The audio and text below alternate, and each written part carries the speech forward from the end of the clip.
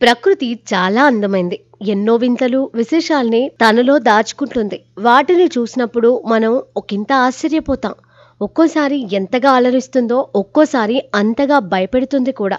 అమృతం, విషం ఒకే అంచున పొంగే విచిత్రం. మన ప్రకృతిలో కూడా ఇన్ని ఘోరాలు ఉంటాయా అనిపించక మానదు కొన్నింటిని చూస్తుంటే.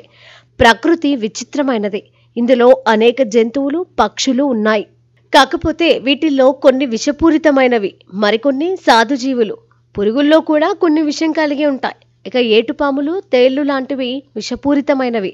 అవి కుడితే చాలు చాలా ప్రమాదకరం. ఇక పాముల్లో విషం చిమ్మేవి కొన్ని ఉంటే, విషం లేని వానపాములు, నీటిపాములు లాంటివి కూడా కొన్ని ఉన్నాయి. అయితే పక్షుల్లో కూడా విషం కలిగినవి చాలా ఉన్నాయి. ఆఫ్రికాలో కొన్ని పువ్వులు, పక్షులతో పాటు చెట్లు కూడా విషపూరితమైనవి. దీంతో అక్కడ కొంతమంది ప్రజలకు ఏవి విషపూరితమైనవో తెలియక ప్రాణాలు పోగొట్టుకుంటున్నారు. ఆఫ్రికాలో ప్రాణాంతక పక్షులు చాలానే ఉన్నాయి. పౌనా న్యూ గినియా అనే దేశంలో ఒక విషపూరితమైన పక్షి ఉంది. హుడెడ్ పితహుయ్ అనే పక్షి అత్యంత ప్రమాదకరం. ఈ పక్షిలో మనిషి ప్రాణాలు తీసే అంత అత్యంత ప్రమాదకరమైన విషం ఉందని శాస్త్రవేత్తలు గుర్తించారు. దీంతో ఈ పక్షి కనిపిస్తే చాలు అక్కడి ప్రజలు పారిపోతారు.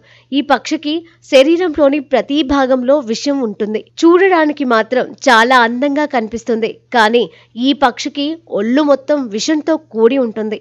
ఈ పక్షికి విషం ఉందని తెలియక ఒక వ్యక్తి దాని ముక్కును పట్టుకున్నాడు.